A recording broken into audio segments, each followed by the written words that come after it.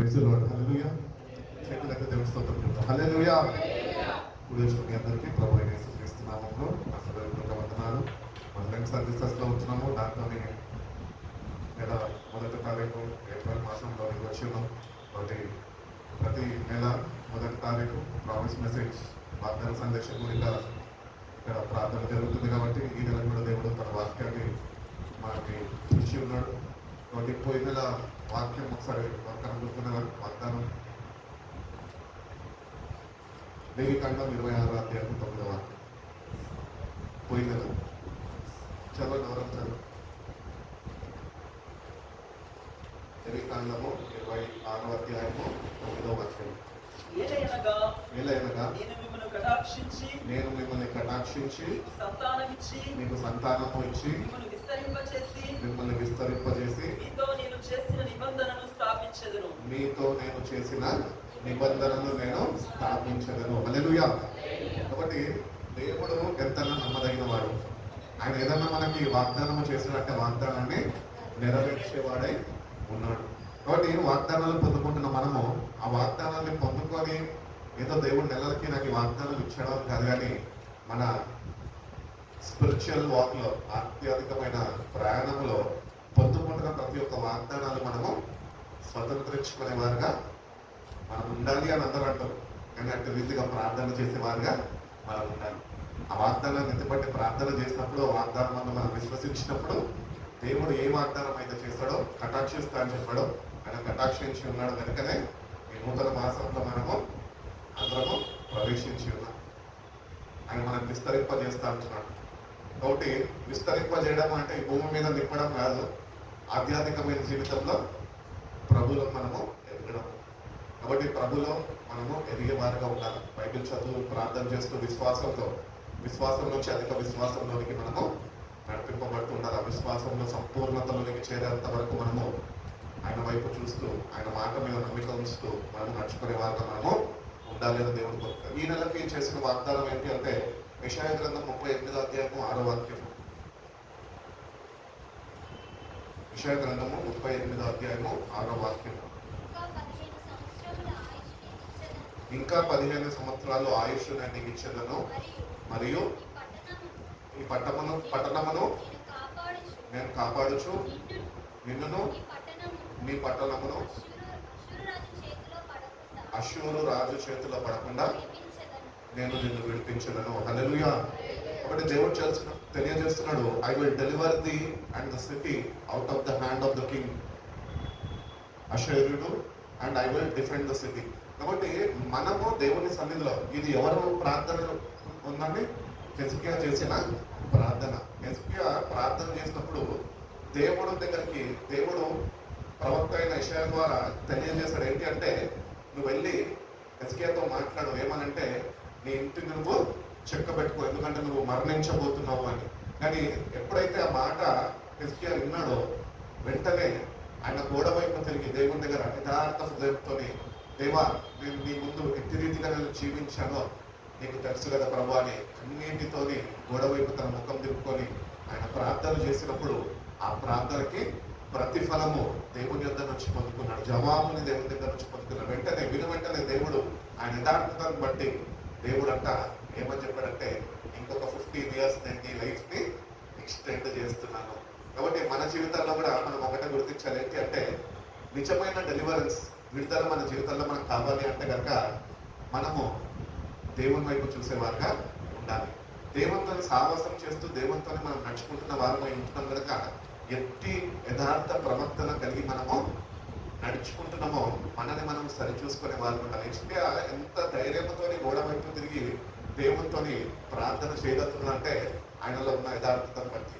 ఈరోజు మనలో యథార్థత లేదు కాబట్టి దేవునితో ముఖాముఖిగా మాట్లాడలేకపోతున్నాం. గోడ వైపు తిరిగి మాట్లాడినప్పటికీ దేవుడు మన ప్రార్థన ఆలకించలేని వాడిగా ఉంటున్నాడు. ఎందుకు అంటే మనలో ఏం లేదు, యథార్థత లేదు.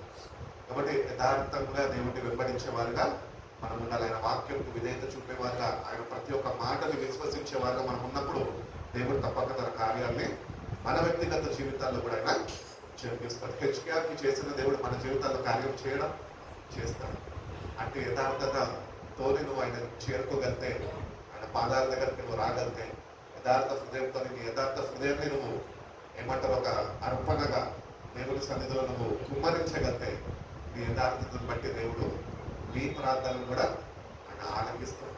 నీకు కూడా దీర్ఘాయుష్యనే ఆయన దయచేస్తాడు. కాబట్టి ఇక్కడ ఆ ప్రార్థనలో మనం చూసుకున్నట్లయితే what is the importance of యెషయా 38:6 ఇప్పుడు చదువుకున్న వాగ్దానము యొక్క ఇంపార్టెన్స్ ఏంటి అంటే, దేవుడు హిజ్కియా ప్రార్థన ఆలకించి ఆయన స్వస్థతను అనుగ్రహించినడు. అంత మాత్రమే కాక దేవుడు ఆయన యథార్థవంతుడు కనుక ఆయన హిజ్కియాని కటాక్షించాడు. ఆయన ఏమంటారు ఆయుష్ని పొడిగించాడు. అట్టి రీతిగానే ఆ ప్రార్థనలోనే అంటున్నాడు, నేను నీ పట్ల మాత్రమే కాదు నేను కార్యం జరిగించేది, కానీ నిన్ను బట్టి నీలో ఉంటున్న యథార్థం బట్టి నేను పట్టణం మొత్తం నేను కాపాడుతాను. హల్లెలూయా. కాబట్టి మనం ఒకటొకటి గుర్తించాలి. ఈ వాక్య సందేశ కూడిక తీసుకొని నేను ఇక్కడ లేను, let season service Tirupati brother ఆయన పంచుకుంటారు. కాబట్టి 2 మాటలు చెప్పి నేను ముగించేస్తా. వాగ్దాన సందేశ కూడిక మరి ముందు రోజుల్లో మనం ఒకసారి ధ్యానించుకుందాం. కాబట్టి ఇక్కడ 2 విషయాలు ఏంటి అంటే, మనలో ఉన్న యథార్థతను బట్టి మన జీవితాల్లో మనకి ఏదైతే కీడు మనల్ని నాశనము చేయడానికి కాసుకొని ఉన్నదో ఆ దాని నుంచి దేవుడు నిన్ను తప్పిస్తాడు, నీలో యథార్థత ఉంటే. అంత మాత్రమే కాక నువ్వు యథార్థత కలిగి ఉండి దేవుడి సన్నిధిలో నువ్వు చేరుకోగలితే కనుక నిన్ను బట్టి ఆనాడు హిజ్కియాని బట్టి పట్టణంని మొత్తం కాపాడిన దేవుడు, నువ్వు ఈరోజు యథార్థంగా ఆయన దగ్గరికి నువ్వు రాగలితే, ఆయన చేరుకోగలితే, నీ యథార్థతని ఆయన సన్నిధిలో నువ్వు ప్రదర్శించగలితే, ప్రభా I'm totally right with you, నీతో సరైన రీతిలో నేను ఉన్న ప్రభా, యథార్థంగా నేను నీ దగ్గర ఉంటున్న ప్రభాని నువ్వు నేను కానీ ఆయన సన్నిధికి చేరుకోగలితే కనుక నిన్ను బట్టి నీ కుటుంబాన్ని మొత్తము దేవుడు రక్షణ మాటలు నడిపిస్తాడు. హల్లెలూయా. కాబట్టి మనలోనే ఉన్నది. ఒక్క హిజ్కియాని పట్టుకొని మొత్తము ఆయనకి దీర్ఘాయుష్యాన్ని పొడిగించాడు 15 సంవత్సరాలు. అంత మాత్రమే కాక పట్టణం మొత్తంని అంటే యెరూషలేముని అష్షూరు రాజుల చేతి నుంచి ఆయన విడిపించి ఆయన సంరక్షిస్తా అని చెప్తున్నాడు. కాబట్టి ఒకటే వాగ్దానంలో 2 ప్రామిసెస్ దేవుడు చేస్తాడు. డ్యూయల్ ప్రామిసెస్ దీనిలో ఉన్నాయి. ఒకటేమో నీ క్షేమాన్ని ఆయన కోరుకుంటున్నాడు దేవుడు. అట్టి రీతిగానే నువ్వు యథార్థంగా ప్రవర్తన కలిగి నువ్వు జీవిస్తే కనుక నిన్ను బట్టి నీ కుటుంబాన్ని మొత్తాన్ని కూడా ఆయన రక్షణ బాటలు నడిపిస్తాడు.